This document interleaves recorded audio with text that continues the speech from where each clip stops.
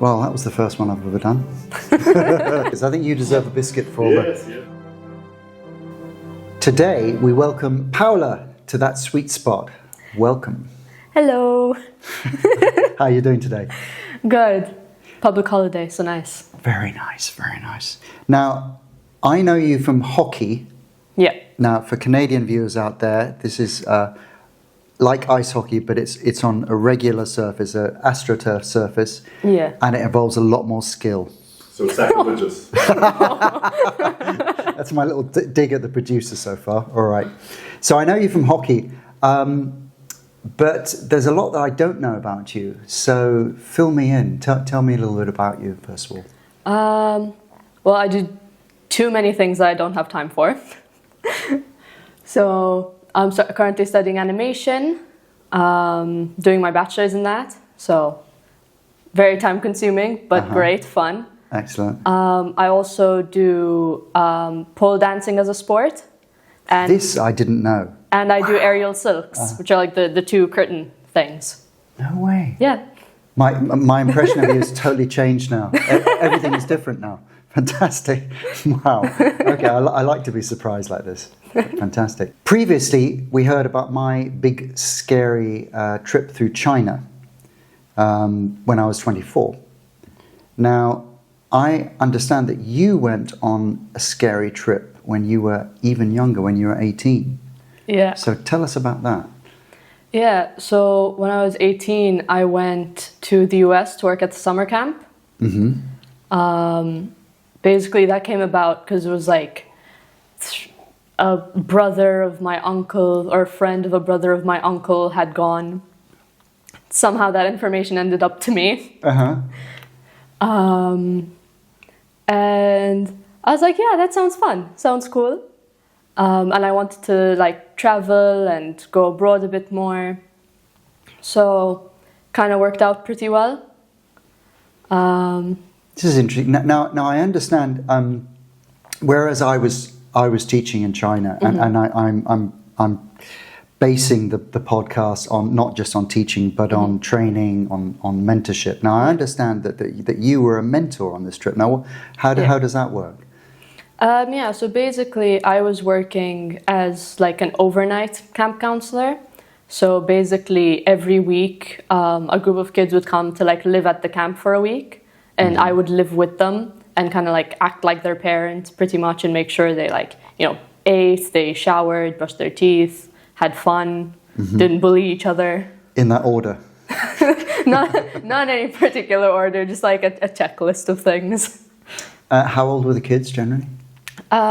They could be anywhere between like 7 to 16 years old, and I was or like 15 years old, and I was with the older like 14, 15-year-olds.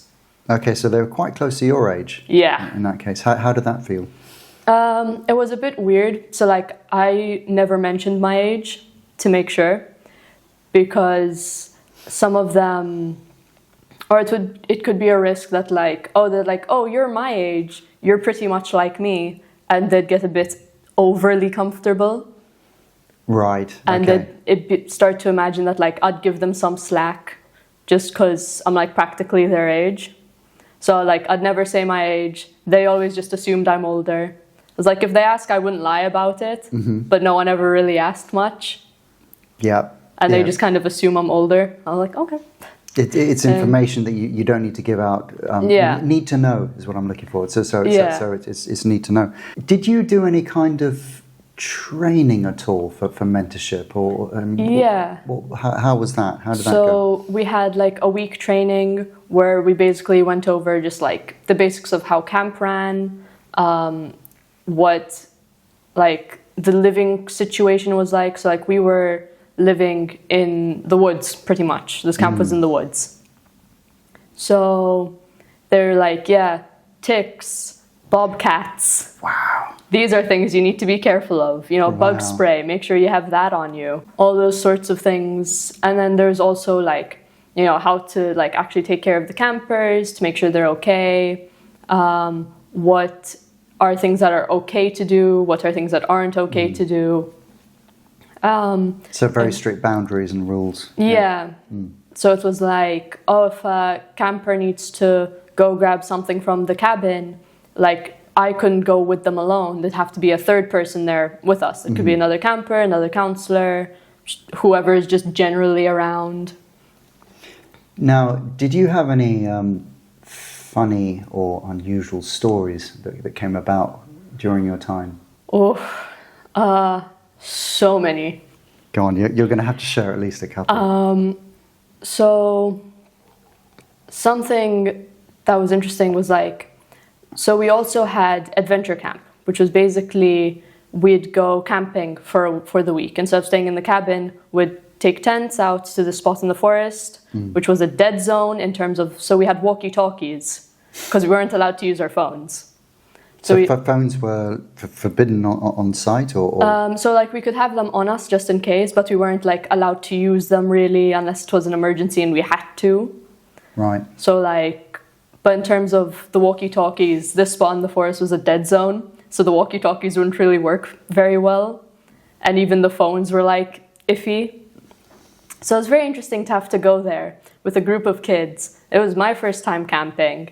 Thankfully, there was another counselor there at the time who had gone camping before. But so it's like you have to take these kids into the woods, into the forest. You have to pitch up tents. I have to show them how to pitch up tents while also like figuring out how to pitch up the tents myself because it's something I hadn't done before. This sounds very much like a lot of kinds of teaching as well. Yeah. How about the ticks and the? You mentioned ticks. You mentioned bobcats. I mean, were there any challenges there with the wildlife? Not just the kids, but the animals. I mean, I remember like during adventure camp, we made sure to tell them like make sure you close the door of your tent, like you zip it shut. If you're not currently going through it, close it because bugs will go inside. And 11, 12-year-olds don't tend to listen that well. And I remember once so there was the girls' tent and the boys' tent. And the girls' tent hadn't closed it once. And the girl woke up with a tick on her ear. Ooh. And I just remember we're like setting up breakfast because we had to cook our own breakfast during adventure camp, which is great. You have to build your own fire, you have to cook your own breakfast. It's good skills to learn. Good skills to learn. Yeah. Very difficult to do that while also taking care of 10, 11, 12-year-olds. So, especially when one wakes up screaming because she has a tick on her ear. So what happened with the tick on the ear in the end? So thankfully it was dog ticks. So there are dog ticks and deer ticks. Deer ticks are small. They're very tiny things. And they're the ones that carry Lyme disease. And then dog ticks are the big ones. And they usually don't carry Lyme disease. So this was a dog tick. It was one of the big ones. So she immediately felt it on her ear while she was just brushing her hair. Because if it was one of the deer ticks that had gone on her ear, I don't know how much we would have noticed that. Yeah, that sounds complicated. Yeah. So thankfully she felt it in her hair and she started screaming because there was a bug on her ear. And she didn't know what it was. And then we're like, oh, it's dog tick, it's okay. We spent I don't know how long trying to get in contact with the nurse. Because whenever there's a tick involved, we'd have to call the nurse so that she could use specific tweezers to remove them. And especially if it's a deer tick, she'd have to collect the tick, put it in a bag, so they could test it for Lyme disease in case. Oh, of course, okay. It did have. So we're using the walkies, trying to contact the nurse. We're getting nothing over the walkies. And we're like, do we use our phones? It's on one hand, we're going to get in trouble if we use our phones. On the other hand, she has a tick on her ear and is still freaking out about it. That's enough of an emergency than to use the phones. Yeah. And we still hadn't even had breakfast yet, so we weren't going to be going back down to the main campsite for a while. That's the worst part of the story. That's really the big emergency is you hadn't had breakfast yet. Yeah. That's the worst part. Yes. And we still had to cook our, carton eggs, which was an interesting thing to have to cook eggs from a carton. From a carton? Yeah. What? So they're just eggs in a carton. But isn't that just milk. just as we have them? Wait. kind of like a milk carton, but instead of milk, it's liquid eggs eggs. inside. Yeah. Oh yeah, no, I've seen it. Did you get that in Canada as well? You get like is that common just to have a carton of? For camping, yes, yeah, for convenience. I've never tried that. Yeah, and I didn't know that was a thing. I'd never gone camping before. So all the eggs I've ever had were, the usual ones. Whole eggs. So did you run afoul of that? I mean, what happened? I was very like, they're from a carton? Yeah. But it's a little more complicated to crack the carton on the side of the This is what I was thinking. Yeah. I mean, is the carton shaped like an egg? And you've got to use a spoon to open it. That would have been interesting. Yeah. That would have been an interesting thing. But no, so yeah, I'm like juggling all these things of like, okay, camping for the first time, whole group of kids, one of them screaming about a tick, eggs are from a carton now. I have to figure out how to build a campfire, which I'd only been taught. I had only been shown like one time how to do it. How long were you out there for? For a whole week. Okay, so it was. It sounds like you'd have learned a hell of a lot in a week. I mean, what do you feel you really? What were the key things that you learned in that week? It's a lot more peaceful at night when everyone's asleep.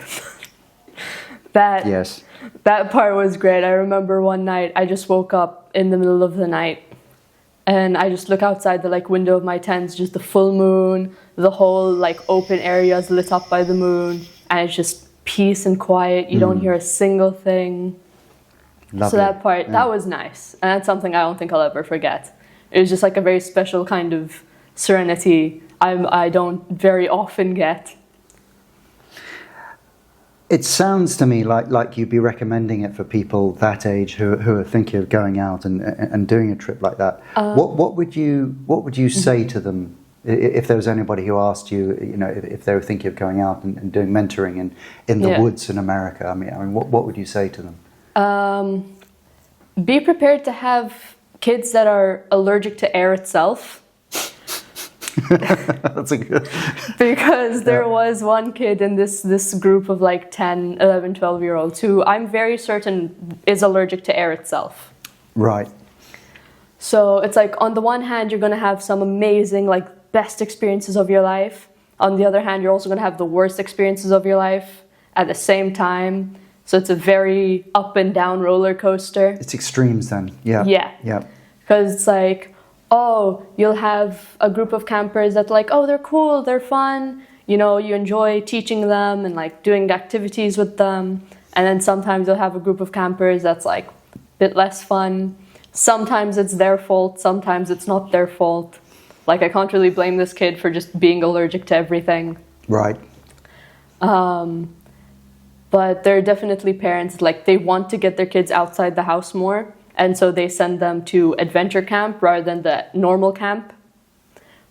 It's a bit of an extreme then. It's a jump in the dark, yeah. So it was, for the adventure camps, it was half the kids were oh yay, camping, fun. And they were excited to do that, and they were pretty outdoorsy. And then the other half, I don't think I've ever seen the sun before. Yes, okay. Wow. And they're just constantly complaining, there are bugs around. We're in the woods.